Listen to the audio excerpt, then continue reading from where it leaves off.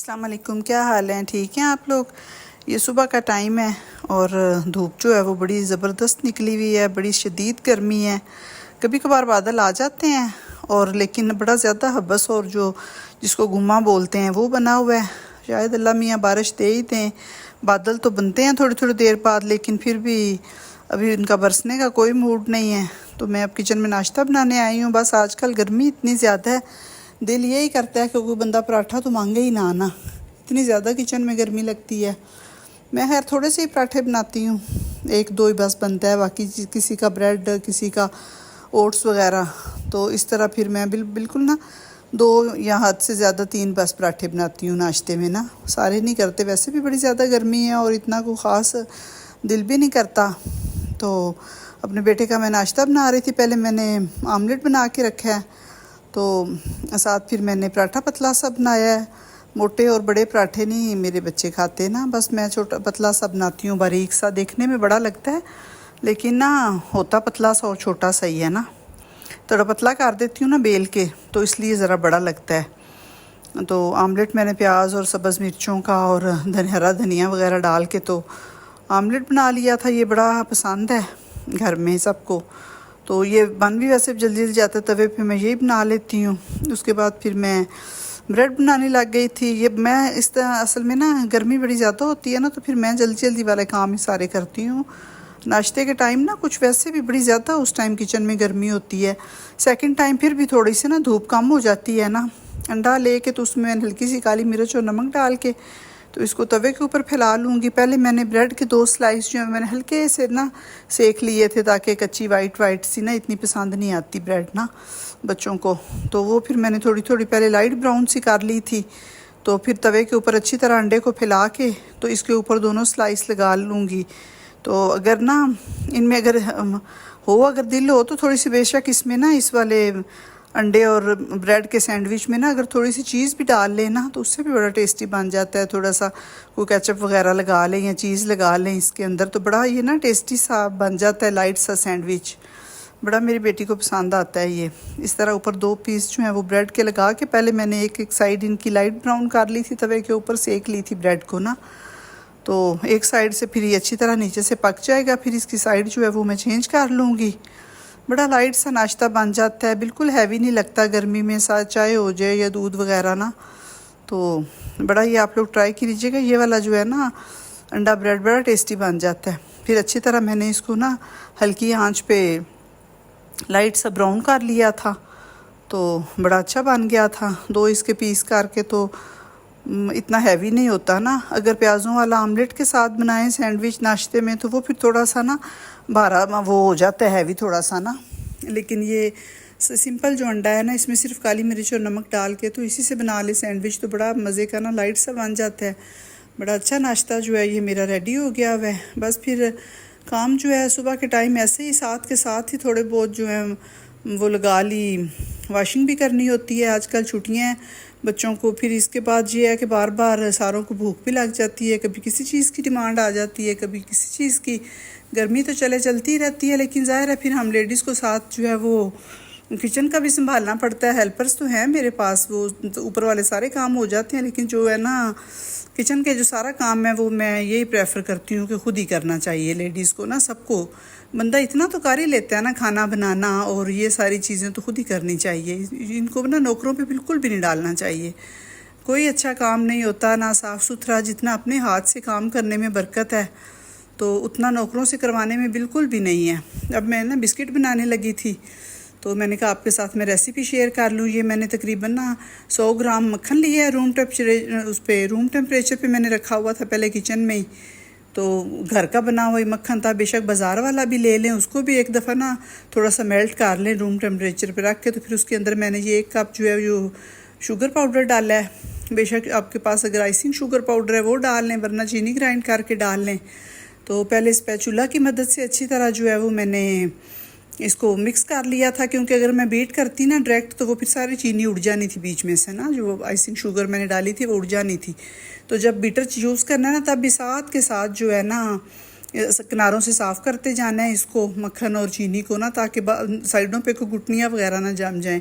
ये बड़े ज़्यादा ना सिंपल सी रेसिपी है बिस्किट बनाने की, बस इसमें 2-3 चीज़ें यूज़ होंगी और इतने ज़्यादा ये जो है ना वो टेस्टी बने हैं, इतने पसंद आते हैं ना बच्चों को। बस इसमें ये मक्खन जाएगा और मैदा और चीनी डाई, और उतना को ख़ास इसमें चीज़ें यूज़ नहीं होनी, और बड़ी आसानी के साथ बनने वाली, बड़े फटोफट बन जाते, आधे घंटे में मेरे तैयार हो गए थे।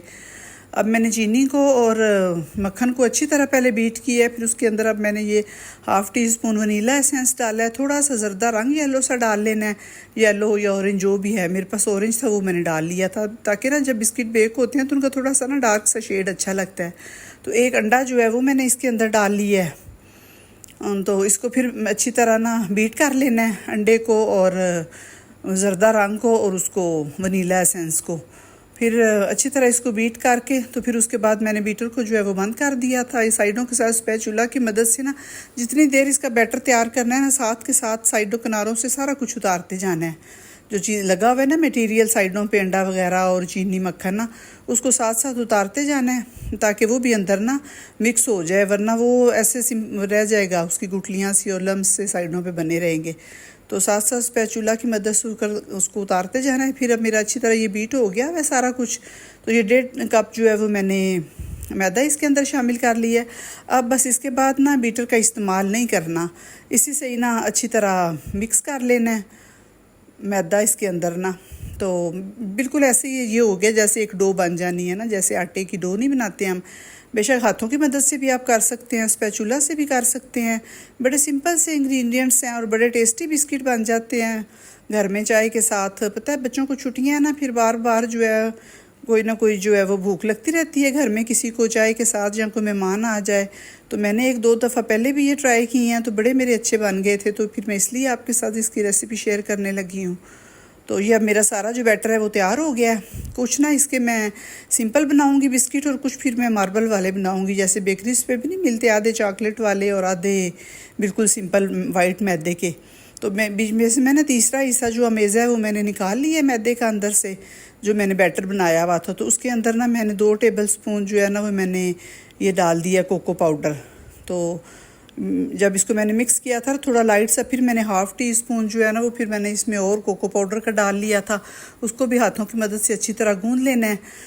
ये कुछ 6-7 मैंने सिंपल जो है वो वाइट मैदे वाले बना के रखे हैं बिस्किट, और ये कुछ अब मैं मार्बल वाले बना रही हूँ।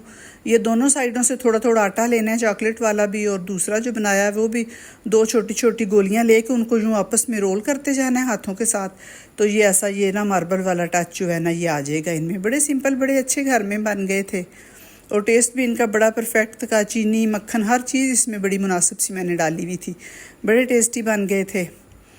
तो इस तरह ना बड़ी हाथों को ना बाद में खुद ही ग्रीस ऊपर से ग्रीस करने की नहीं ज़रूरत होती, क्योंकि जो इसमें मक्खन होता है ना उसी के साथ आयली से हाथ हो जाते हैं। बस मैंने ना ट्रे को थोड़ा सा ग्रीस कर लिया था, थोड़े से मैंने बादाम जो हैं और पिस्ता वो काट के रख लिया है। ये जो सिंपल वाले हैं इनके ऊपर मैंने वो थोड़ा थोड़ा लगा लिया है। ये ना इस मेरे 1.5 कप मैदे से और 1 कप मक्खन से और 1 कप आइसिंग शुगर से ना मेरे काफ़ी सारे तकरीबन बन गए थे, 15-16 बिस्किट बन गए थे। 2-3 दिन जो है ना वो आराम से निकाल जाते हैं। फिर कुछ घर में बनाई हुई चीज़ की वैसे भी खुशी होती है कि हमने खुद तैयार की है। ओवन जो है वो पहले मैंने अपना प्री हीट पे लगा दिया हुआ था 180 पे, तो बस ये ना 10 मिनट में ही ना बड़े अच्छे ये बेक हो गए थे बिस्किट। तो जब इसका टाइम पूरा हुआ तो फिर मैंने इसको निकाल के थोड़ी देर ना, पहले ये थोड़े बिस्किट थोड़े से सॉफ्ट होते हैं जब ओवन से निकालते हैं, लेकिन थोड़ी देर पंखे के नीचे रख दें तो बड़े अच्छे ये क्रिस्पी और हार्ड बन गए थे। ये देखिए कितना अच्छा इनका शेड आया है, तो बड़े मज़े के बने थे, बड़े पसंद आए थे बच्चों को शाम की चाय के साथ ख़ास करना। फिर उसके बाद ये मैं दालें वगैरह लेके आई हुई थी उसके ग्रॉसरी के साथ, तो वो मैंने कहा मैं समेट लूँ। जो पहले दालें डिब्बों में पड़ी होती है उसके ऊपर बिल्कुल भी ना डाला करें, क्योंकि ना आजकल ऐसे बरसात का मौसम है तो गीली गीली सी हुई होती है हर चीज़।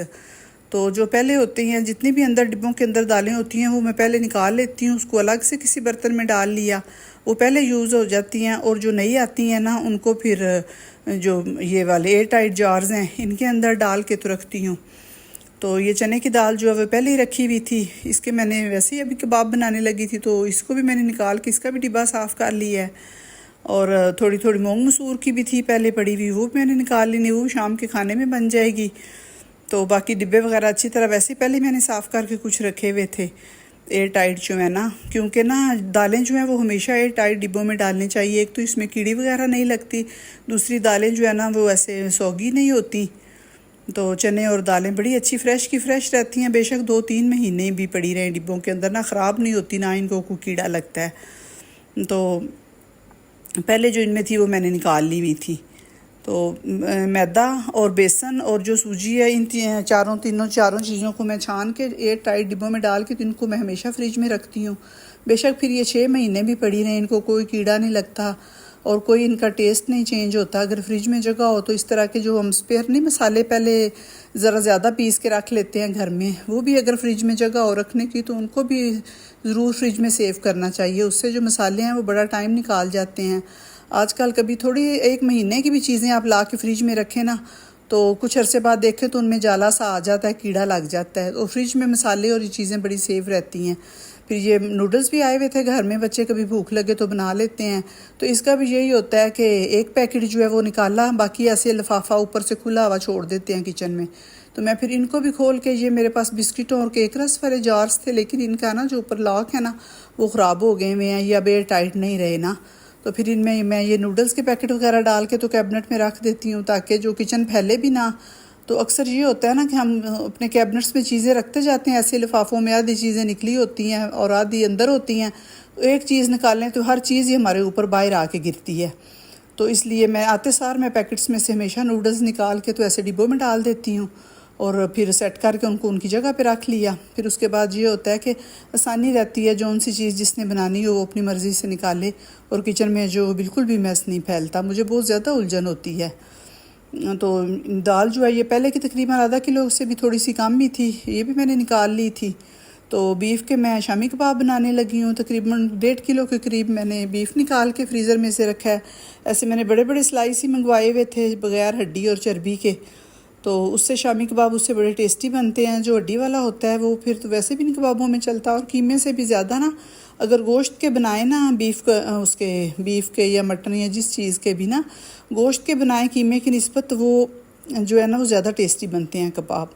तो गोश्त मैंने फ्रीज़ में रखा हुआ था, थोड़ी देर मैंने निकाला था, अभी वो सही तरह से डीप फ्रास्ट नहीं हुआ, लेकिन प्रेशर कुकर में हो जाएगा। तो अंदर मैंने 2 टमाटर डाले हैं, थोड़ा सा मैंने लहसुन डाला है, अदरक डाली है, गरम मसाले साबुत डाले हैं, 2 टमाटर डाले हैं, प्याज नहीं था मैंने डाला इसके ना।